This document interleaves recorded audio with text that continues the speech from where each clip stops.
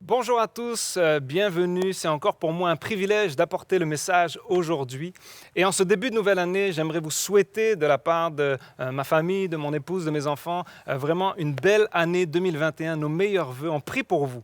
Et peu importe ce que 2021 nous réserve, on sait que Dieu est fidèle. Et si nous gardons nos yeux et nos cœurs proches de son cœur, tout ira bien, peu importe les circonstances. Alors on prie pour vous et que nous puissions ensemble avancer dans son plan.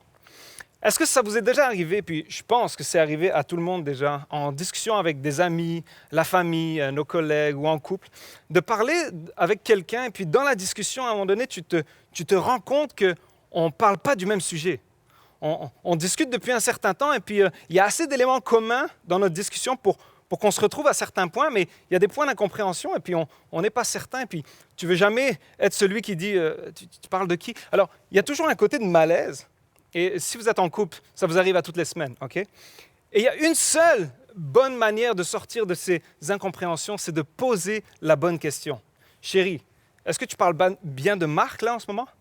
Puis ta femme te répond, non chérie, je parle de ma mère depuis tantôt. OK, autant pour moi, j'avais comme mal compris, et puis j'aurais peut-être pas dit ça. Il y a une seule bonne manière de sortir d'une incompréhension, c'est de poser les bonnes questions. Et vous savez, c'est tout un art de poser des bonnes questions. Si on pose les bonnes questions, on a des bonnes réponses. Et quand je regardais, il y avait un article qui expliquait un peu toutes les manières de poser des questions pour ceux qui font passer des entretiens d'embauche ou pour des enquêteurs. C'est un art de poser des questions pour arriver à avoir les réponses qu'on veut. Il y a des questions qui sont suggestives, il y en a, ce sont des questions de diversion, alternatives, orientées, il y en a beaucoup que je ne connaisse pas. Il y en a, c'est des questions rhétoriques, je les connais. C'est quand j'ai demandé mon épouse en mariage, je suis arrivé vers elle et puis je dis « Sophie, n'est-ce pas que tu veux m'épouser ?» Ce n'est pas une question à choix multiple, tu n'as pas le choix vraiment. Okay? Mais il y a des questions aussi qui sont, ceux qu'on connaît un peu plus, des questions qui sont fermées ou des questions ouvertes. Questions ouvertes nous donnent le plus d'informations possible. Qu'est-ce que tu as pensé de telle pièce de théâtre, par exemple? Des questions fermées qui, là, vont nous guider là où on veut. Si ton boss, demain, te pose la question, « Étais-tu en retard ce matin au travail ?» Il ne veut pas savoir c'est quoi qui s'est passé pour ton retard. Il veut juste que tu valides que tu étais en retard. Il ne veut pas savoir s'il y avait du trafic sur la 20. En même temps, on est tous en Zoom demain matin. Donc, il n'y a pas vraiment à savoir pourquoi. C'est comme, étais-tu en retard, oui ou non? Il n'y a pas moyen de sortir. Et il y a des questions que j'appelle, comment j'en suis arrivé là? Ça, c'est une question qui n'était pas dans l'article, mais je me posais la question. Et ça m'est arrivé récemment, alors que j'étais avec mon fils de 6 ans. On revient de la piscine, et puis je suis en train de conduire, et puis il me pose une question. Puis il me dit, « Papa, est-ce que quand je cours, mon cerveau, il devient chaud, et quand je m'arrête, il refroidit? » Et là, j'ai aucune idée de la réponse. Mais ma seule question, c'est, comment t'en es arrivé à penser ça? J'ai aucune idée de la réponse, puis j'étais comme juste, de où t'es parti pour arriver là? Il doit tenir de moi parce que parfois je suis sur YouTube, je suis en train de regarder un clip vidéo, de la musique, de la louange, et puis quelques minutes après, je me retrouve à regarder quelqu'un qui creuse un trou dans la jungle, et puis qui, quelques heures après, arrive à faire des piscines de luxe quelque part en Amérique du Sud. Et vous allez me dire, OK, ouais, c'est donc bien bizarre. Oui, ça c'est comment j'en suis arrivé là, mais je ne suis pas le seul parce que cette vidéo seule a été vue plus de 2 millions de fois. Donc, il y a 200 millions de fois, 200 millions de personnes qui, à un moment donné, se sont retrouvées en disant « Mais qu'est-ce que je fais là ?» Il n'y a jamais personne qui va taper « Comment construire une piscine dans la jungle à partir d'une pioche ?» Mais on en arrive tous à se poser des questions. Qu'est-ce qui se passe? Et il y a des questions que j'appelle des questions cruciales, des questions de destinée, des questions où la réponse va changer le cours des choses. Et je vous le dis, alors qu'aujourd'hui, on va parler d'une certaine question que Jésus a posée à ses disciples et qui nous pose aussi aujourd'hui. C'est une question où la réponse peut déterminer tous les aspects de notre vie. Tous les aspects vont être impactés par cette réponse. Et c'est une question que Jésus va poser, puis on va regarder ensemble. Et le titre de mon message, c'est « La réponse à toutes nos questions ». Et dans une année 2021 où on se réveille après 2020 qui a été vraiment incertain, on se réveille en disant il y a plus de questions que jamais. Certains pensaient que 31 décembre 2020, tout allait être réglé, puis qu'on allait commencer une nouvelle année avec... Mais ce n'est pas le cas. On dirait qu'il y a encore plus de questions. L'économie, la santé, l'école à la maison, la job, les gouvernements, les élections tout est en question en ce moment. Mais je vous le dis, il y a une réponse à toutes nos questions et on va la regarder ensemble. On va lire le texte qui se trouve dans Matthieu 16, le chapitre 16. Et en fait, je vais vous donner un peu le contexte de cette histoire. Cette histoire est relatée dans 3 des évangiles, Matthieu, Marc et Luc. Ça veut dire qu'elle a une place vraiment importante. Et ce contexte-là, c'est que Jésus, il y a 2000 ans, était dans son humanité à la moitié de son ministère humain. Donc il avait déjà choisi ses disciples. Il était déjà en train d'être reconnu dans les villes, dans les villages, là où il allait. À chaque fois que Jésus paraissait, il y avait la bonne nouvelle qui était annoncée. Les gens ne comprenaient pas comment un homme d'une connaissance, d'une autorité, d'une gentillesse pouvait accueillir ceux que tout le monde rejetait. À chaque fois que Jésus était quelque part, il y avait des miracles qui se passaient. Il y avait une puissance spirituelle qui se dégageait de Jésus. Alors les gens le reconnaissaient. Et au plus Jésus avait d'influence, au plus Jésus avait de critiques. Il y avait tous des gens qui remettaient en question l'autorité de Jésus. Ils remettaient en question même l'identité de Jésus. Alors, Jésus, à un moment donné, va prendre ses disciples, les 12 qu'il avait choisis, et partir dans une contrée un petit peu éloignée pour être tranquille, pour leur adresser des questions qui vont être des questions cruciales. On va lire ensemble Matthieu 16 à partir du verset 13. Jésus arriva dans le territoire de Césarée de Philippe. Il demanda à ses disciples, « Qui suis-je d'après les hommes ? Moi, le Fils de l'homme. » Ils répondirent, « Les uns disent que tu es Jean-Baptiste, les autres Élie, les autres Jérémie ou l'un des prophètes. Et d'après vous, qui suis-je » Simon-Pierre répondit, « Tu es le Messie, le Fils du Dieu vivant. » Jésus reprit la parole et lui dit, « Tu es heureux, Simon, fils de Jonas, car ce n'est pas une pensée humaine qui t'a révélé cela, mais c'est mon Père céleste. Et moi, je te dis que tu es Pierre et que sur ce rocher, je construirai mon église et que les portes du séjour des morts ne l'emporteront pas sur elle. Je te donnerai les clés du royaume des cieux. Ce que tu lieras sur la terre aura été lié au ciel et ce que tu délieras sur la terre aura été délié au ciel. » Alors il ordonna aux disciples de ne dire à personne qu'il était le Messie. Texte intéressant et la question est vraiment incroyable. Jésus vient demander à ses disciples, « Qui dit-on que je suis ? Qu'est-ce que les gens autour de vous, qu'est-ce que vous entendez parler de moi ? Qui dit-on que je suis ?» Jésus emploie le terme « fils de l'homme ». Quand il dit il est le fils de l'homme, ce n'est pas juste pour dire cet homme-là, ce n'est pas juste un côté d'humanité. Le fils de l'homme fait référence dans l'Ancien Testament à toutes des prophéties qui attestent d'un Messie qui doit arriver. Le Messie, c'est celui qui a l'onction de l'Éternel, le sauveur, le libérateur du peuple et du monde. Alors quand les disciples qui sont juifs comprennent, entendent, que Jésus parle de lui comme étant le Fils de l'homme, ils comprennent tout de suite qu'il fait référence à l'Ancien Testament. Alors Jésus leur demande, « Qui dit-on que je suis ? Moi, le Fils de l'homme. » Puis il commence à répondre. Il y en a qui disent que tu es Jean-Baptiste, Élie, le prophète. En fait, même Jérémie. C'est tous des prophètes de l'Ancien Testament que certains dans la culture juive pensaient qu'ils allaient revenir pour annoncer. Alors, c'est comme un peu flou. Chacun a un peu une idée différente de qui est Jésus. Tous croient quelque chose de différent. Et en fait, c'est un peu toujours la même chose 2000 ans après. Faites un sondage demain à la job. Demandez à vos voisins, pour qui est Jésus pour vous? Et puis, chaque personne va répondre des questions pas forcément mauvaises, mais parfois même flatteuses. C'était un bon enseignant, c'était quelqu'un avec une grande morale qui a amené des points philosophiques tellement bons avec les droits de l'homme et tout ça. Il y a toujours un côté où il y a du bien qui est relié avec Jésus. Mais toutes ces réponses-là étaient flatteuses, mais toutes ces réponses-là étaient fausses. Tout, Jérémie, Josué, Élie, Jean-Baptiste, toutes ces réponses que les disciples vont dire, voici ce qu'on entend de toi, étaient flatteuses parce que ces hommes-là étaient des grands hommes, mais elles étaient fausses. Alors Jésus va venir avec une deuxième question, et c'est la question la plus importante. Vous, qui dites-vous que je suis? Vous qui êtes proche de moi, vous qui m'entendez, qui me voyez avancer dans les villes, dans les villages, faire des miracles, qui dites-vous que je suis? En fait, Jésus demandait, qui dit-on que je suis? Un peu comme pour lancer le filet. Qu'est-ce qu'on dit de moi? C'est quoi les influences en ce moment? C'est quoi les courants de pensée?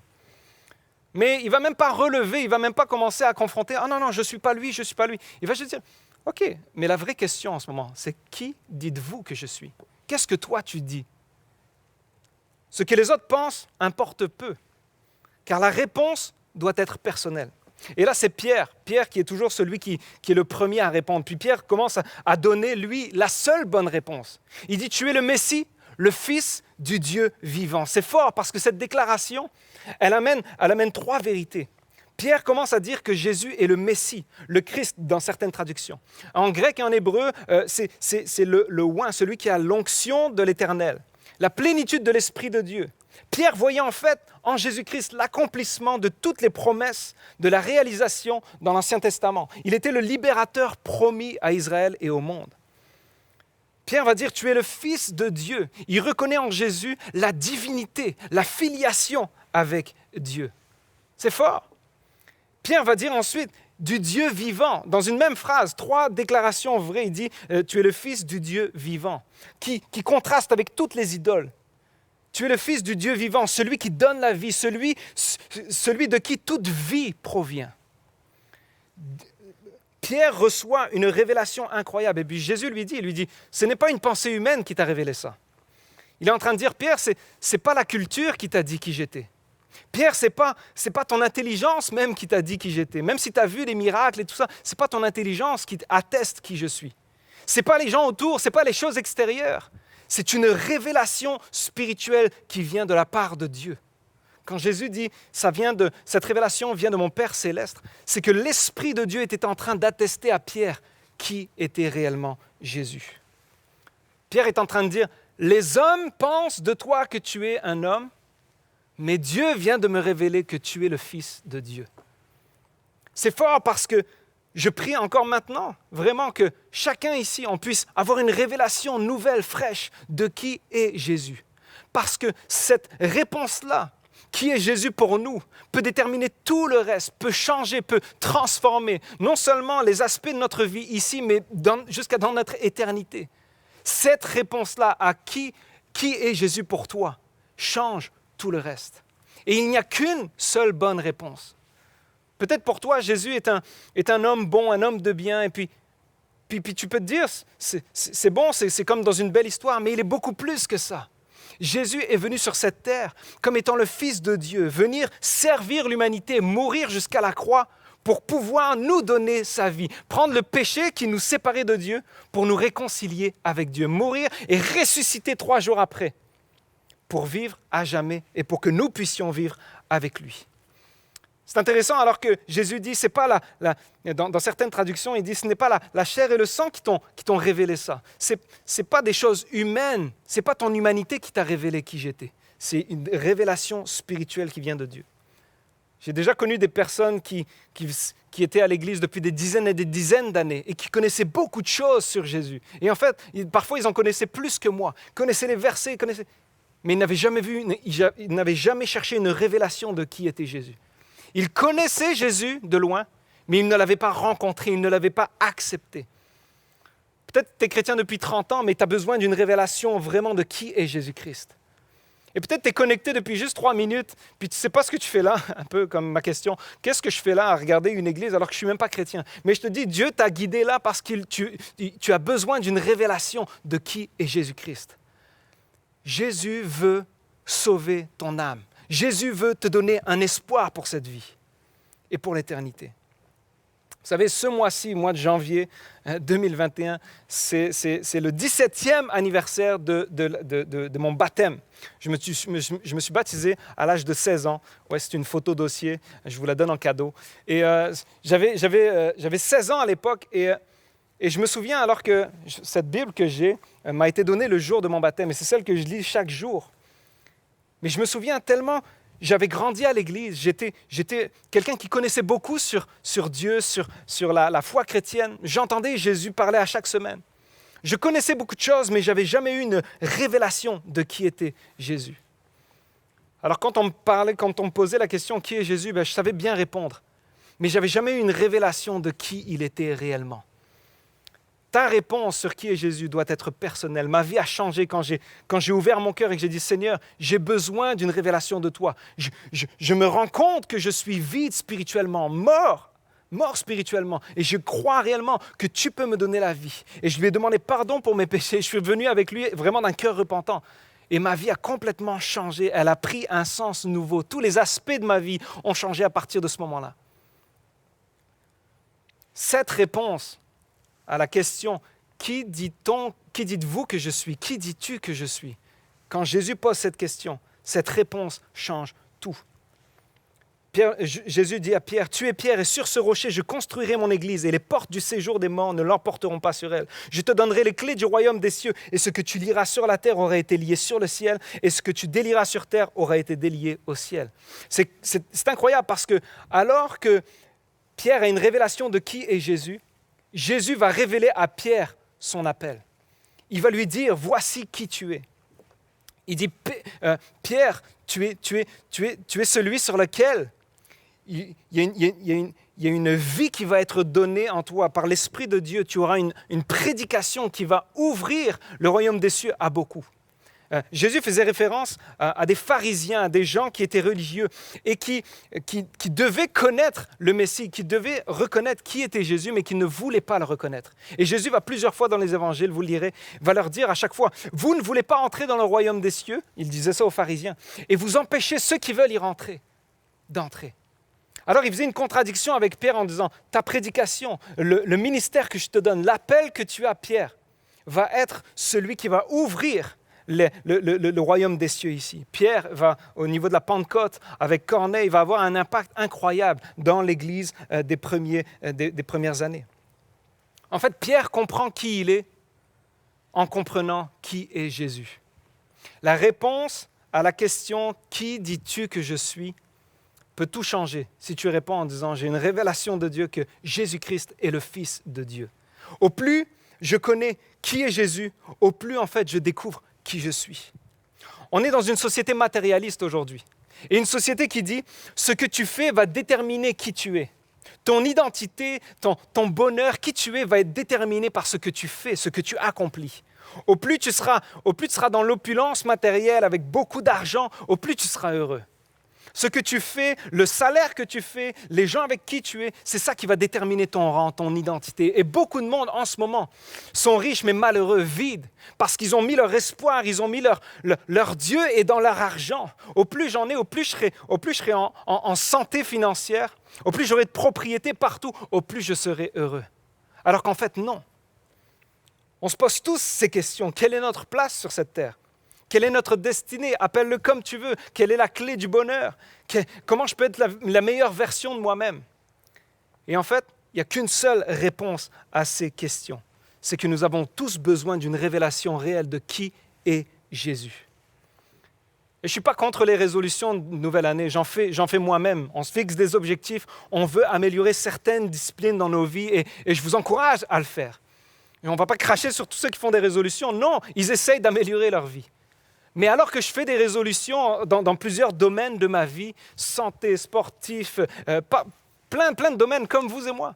Mais ma première résolution, c'est Seigneur, il faut que j'ai une plus grande révélation de qui tu es dans cette année.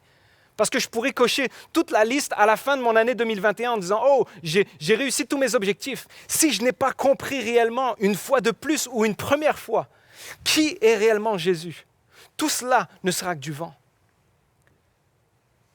Jésus est en train de dire à Pierre, ton bonheur ne va pas résider dans ce que tu vas faire, il va être en moi. La première chose que Jésus dit à Pierre, alors que Pierre a une révélation de qui est Jésus, c'est « Heureux es-tu, Pierre ». Il vient de lui dire, avant même de lui dire la mission, son appel, il va révéler qui il est, il va dire « Tu es heureux ».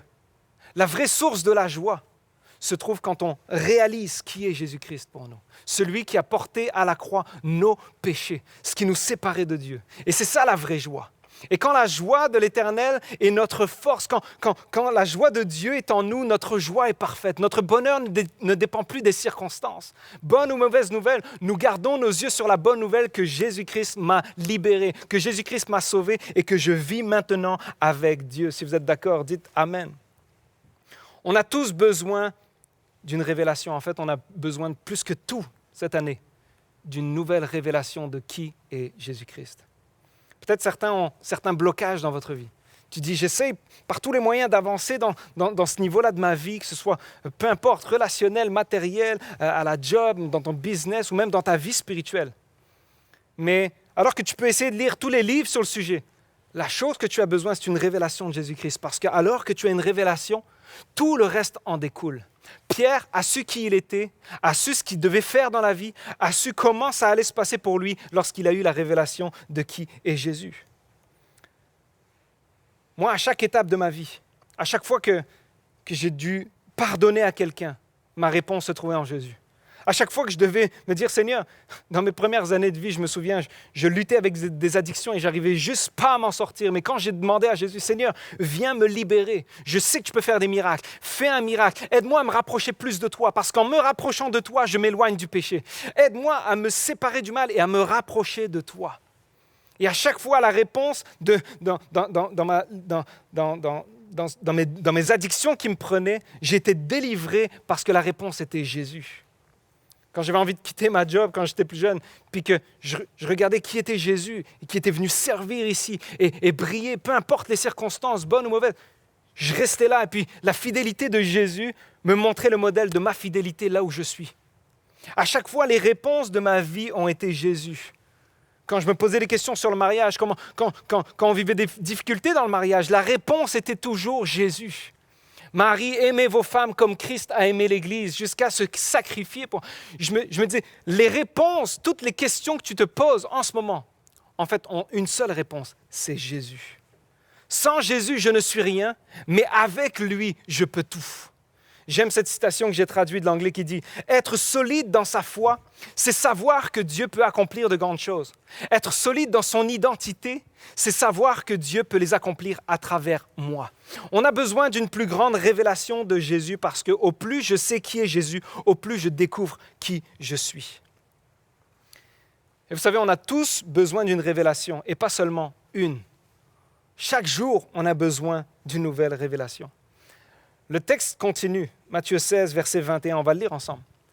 Dès ce moment, alors que Jésus a été compris par Pierre et Pierre lui dit, et puis Jésus lui dit, voici ta mission, voici qui tu vas être, un des piliers de l'Église. Dès ce moment, Jésus commença à montrer à ses disciples qu'il devait aller à Jérusalem. Beaucoup souffrir de la part des anciens, des chefs des prêtres et des spécialistes de la loi, être mis à mort et ressusciter le 3e jour.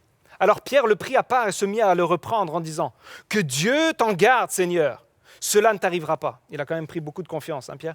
Mais Jésus se retourna et dit à Pierre « Arrière, Satan, tu es un piège pour moi, car tes pensées ne sont pas les pensées de Dieu, mais celles des hommes. » Alors Jésus dit à ses disciples « Si quelqu'un veut me suivre, veut être mon disciple, qu'il renonce à lui-même, qu'il se charge de sa croix et qu'il me suive. » En effet, celui qui voudra sauver sa vie la perdra, mais celui qui voudra perdre, qui la perdra à cause de moi, la retrouvera. Que servira-t-il à un homme de gagner le monde entier s'il perd son âme? Ou que pourra donner un homme en échange de son âme? En effet, le Fils de l'homme va venir dans la gloire de son Père avec ses anges, et alors il traitera chacun conformément à sa manière d'agir. Je vous le dis en vérité, quelques-uns de ceux qui sont ici ne mourront pas avant d'avoir vu le Fils de l'homme venir dans son règne. À chaque fois que je lisais ce texte, j'étais choqué de me dire, c'est le même Pierre, le Pierre qui a eu une révélation de qui était Jésus, que Dieu a béni, que Dieu a donné une promesse. Waouh, tu es heureux, Pierre. C'est une révélation qui vient de Dieu.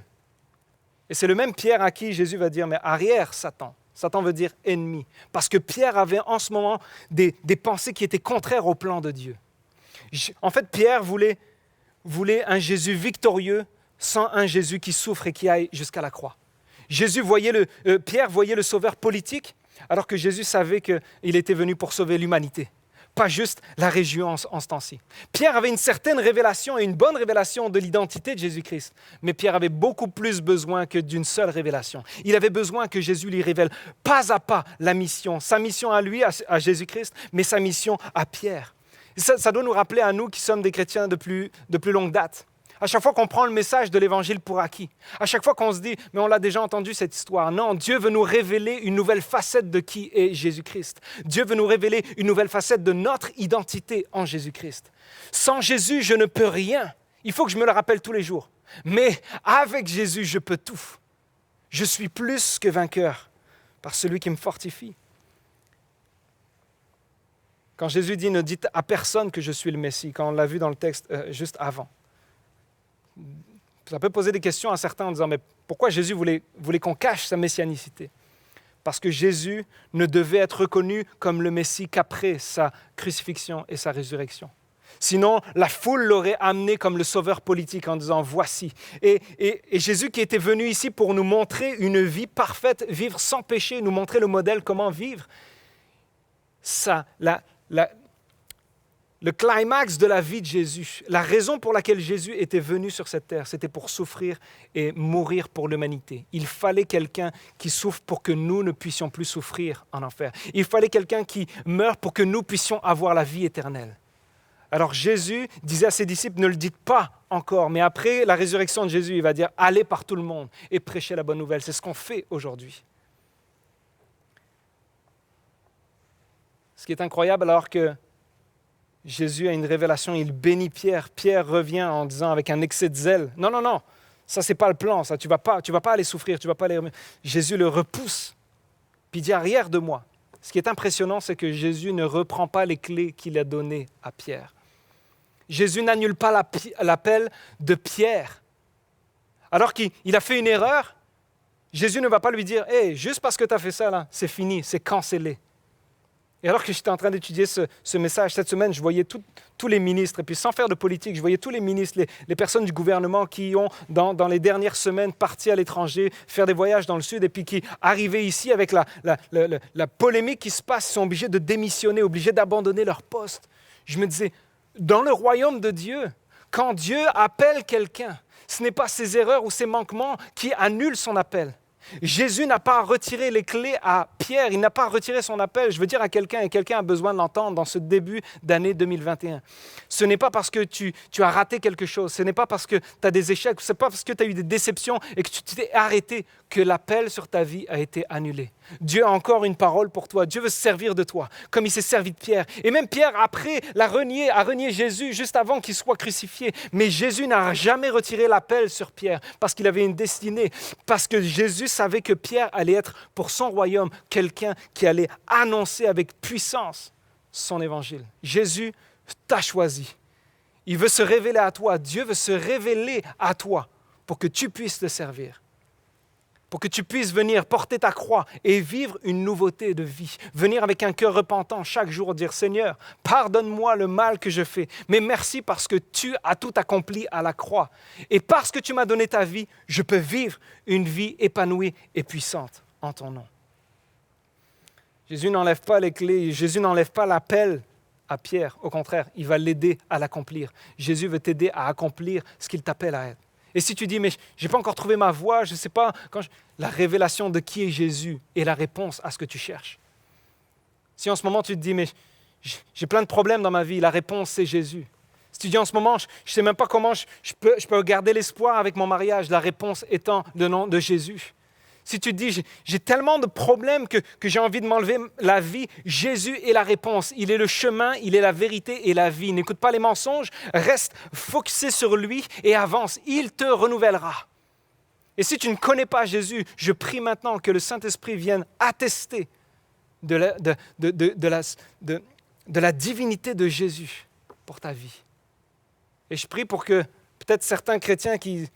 Depuis des années, on prie pour acquis le message de l'Évangile, que cette année soit votre meilleure année où vous allez dans la présence de Dieu en disant « Seigneur, je veux lire ta parole, je veux prier, je veux avoir une révélation spirituelle de qui est Jésus, parce qu'il est la réponse à tout ce que je recherche. » Est-ce que tu t'es arrêté dans ta marche? Est-ce que tu es arrêté par découragement, déception ou tes erreurs? Relève-toi. Jésus veut t'aider à accomplir ta mission. Tu trouves qui tu es quand tu découvres qui est Jésus. Je termine avec cette histoire alors que, en repassant dans mon téléphone, je suis retombé sur une photo de janvier 2018, il y a 3 ans. C'est une photo d'un jeune adulte qui s'appelle Raphaël et je l'ai appelé cette semaine. Et puis, je me rappelais de la situation qu'il avait vécue qui était tellement difficile. Raphaël a grandi dans l'église, il connaissait Dieu, mais à un moment donné, il il a tellement abandonné les choses de Dieu qu'il il est parti vraiment loin, loin de Dieu, vraiment avec une méchanceté, une haine envers Dieu, envers l'Église, envers les chrétiens. Et il y avait quelque chose qui était tellement en feu en lui que ça l'empêchait même de parler à des chrétiens, même parler de Jésus, alors qu'on parlait avec lui avant, c'était quelqu'un de gentil, d'heureux. Il a tellement été blessé et puis il a tellement continué dans ce chemin de frustration, de déception, qu'il a été vraiment loin. Et alors que j'essayais de l'appeler plusieurs fois, puis j'essayais de tendre une main en disant hey, « si tu as besoin qu'on parle, si tu as besoin de quelqu'un, je suis là ». Il répondait à aucun message. Il mettait des plans dans sa tête pour essayer de se venger de Dieu. C'est vraiment quelque chose de fort. Et cette photo a été prise le premier dimanche quand il est revenu à Dieu. Alors qu'il était loin de Dieu, il dit « j'ai compris l'amour de Dieu, alors que mon cœur était devenu un cœur de pierre, il n'y a plus rien qui pouvait rentrer. La méchanceté, la haine était à l'intérieur, il y a quelque chose qui brûlait de mal. » Il dit, alors qu'à chaque fois que je parlais avec quelqu'un, Dieu se servait de cette personne pour me montrer son amour. Il dit, il y avait quelque chose que je ne comprenais pas, alors que je voulais fuir loin de Dieu. Dieu était en train de me révéler, voici mon amour, voici la croix. Et il me dit encore au téléphone, il me disait, la grandeur de la croix m'a montré la grandeur de l'amour que Dieu avait pour moi. Il me dit, j'ai comme eu une révélation de la part de Dieu. Alors que mon cœur était complètement un cœur de pierre, il y a quelque chose qui est venu le briser, l'amour de Dieu est venu changer totalement sa vie. Et le premier dimanche où il est revenu à l'église, j'étais juste derrière lui, je ne savais pas, et je le vois à un moment donné lever les mains dans la louange, commencer à chanter, proclamer l'amour de Dieu. Et puis je vais lui parler à la fin, et puis il était complètement changé de celui qui était loin de Dieu, plein de haine, de colère, rebelle à tout ce que Dieu représentait. Il était redevenu une nouvelle personne, changé complètement. Il avait reçu une révélation de qui était Jésus, de l'amour de Dieu manifesté à la croix. Et sa vie a complètement changé. Et alors que je l'appelais tantôt et puis il me disait « ça fait 3 mois que je suis dans un centre de personnes âgées, un CHSLD, pour aider justement avec tout ce qu'on vit en ce moment. J'ai passé une formation et puis là, je suis parti aider. » Toi qui étais rempli de méchanceté, de haine envers tout ce qui est bien et qui représente Dieu, il était prêt en ce moment à quitter son confort, à sauter dans un CHSLD et dire, regarde, s'il y a quelqu'un pour servir, je vais le faire. Parce que l'amour de Dieu me remplit. La vie de Christ me consume. Et parce que je sais qui est Jésus-Christ, parce que je sais combien Dieu m'a tant aimé, que moi, je veux à mon tour être là pour lui donner ma vie, lui donner mes mains, lui donner tout ce que je peux, tout ce que je suis est à lui. Parce que au plus je connais qui est Christ, au plus je sais qui je suis. Quand il a compris l'amour que Dieu avait pour lui, sa vie a changé. Jésus-Christ est l'image de Dieu. Et il est venu sur cette terre pour te révéler son amour. Alors je prie en ce moment, alors qu'on va prier. Je prie alors que Jésus a ouvert le ciel pour toi, qu'en ce moment, tu puisses juste ouvrir ton cœur à dire, Seigneur, si tu pouvais juste te révéler à moi comme tu le veux. Pas comme la tradition me dit que tu es, pas comme mes amis au cégep me disent que tu es. Seigneur, qui tu es? Ce qui a fait que ma vie a changé le 22 septembre 2002, c'est alors que j'étais au pied de mon lit et puis j'ai dit juste, Dieu, si tu es vrai, si Jésus, tu es celui qu'on dit que tu peux changer, que tu peux faire des miracles, tu peux changer les situations, viens changer mon cœur. Donne-moi la capacité de pardonner alors que j'ai un esprit de vengeance. Dieu l'a fait, il a changé mon cœur. Et au lieu d'un esprit de vengeance, il m'a donné un esprit d'amour. Les gens que je haïssais ont été les gens que j'ai aimés, que j'aime encore aujourd'hui, que j'œuvre avec eux dans le ministère aujourd'hui. Je veux te dire qu'il n'y a rien d'impossible à Jésus. Et peu importe ton problème, peu importe tes questions, la réponse se trouve dans le nom de Jésus. Et il y a une puissance quand on invoque le nom de Jésus. Alors là où tu es, veux-tu prier avec moi? Seigneur, je te prie maintenant que nous puissions avoir une saine et une fraîche révélation de qui tu es. Certains, pour la première fois, parce qu'ils ne te connaissent pas. Et je te prie maintenant que tu viennes au travers de mes simples mots. Avec ton esprit, viens te révéler au cœur de ceux qui te cherchent en ce moment. De ceux qui disent, je ne sais pas qui il est, j'ai encore plein de questions, mais je veux lui donner une chance, je veux ouvrir mon cœur. Remplis leur cœur et donne-leur une nouvelle vie. Seigneur, qu'on puisse comprendre que nous ne sommes rien sans toi. mais qu'ensemble, avec toi, Seigneur, nous pouvons accomplir des grandes choses. Seigneur, merci parce que tu te révèles à nous aujourd'hui. Merci parce que ta croix est encore et aujourd'hui puissante. Seigneur, on veut revenir aujourd'hui et te dire merci pour ton sacrifice, merci pour ton corps brisé, pour ton sang versé, parce que c'est ça qui nous donne la vie. Et merci parce que tu es ressuscité 3 jours après et qu'en ce moment même, tu nous prépares une place que même la mort ne pourra nous enlever. Seigneur, plus rien ne pourra nous séparer de ton amour et c'est ça qu'on veut proclamer. Seigneur, je te prie pour les chrétiens qui de longue date ont peut-être pris pour acquis, se sont peut-être assis dans une révélation ancienne de qui tu es. Je te prie que cette année 2021 soit une année où ils reviennent en prière, dans la parole, Seigneur Jésus. À partir même de la semaine prochaine, on commence dans une série qui va être les promesses de la prière. Seigneur, aide-nous à avancer chaque jour, chaque semaine, ensemble, plus proche de toi, parce que tu veux te révéler à nous. Tu es venu pour nous sauver. Et Seigneur, nous te disons, viens, prends tout de nous. Nous sommes à toi. Nous te donnons notre vie. Et c'est dans le nom de Jésus que nous avons prié. Et tout le monde dit Amen. On va terminer avec un chant de célébration qui proclame que Jésus est celui qui trace un chemin, qui fait des miracles. Alors là où on est, qu'on puisse proclamer la grandeur de Jésus.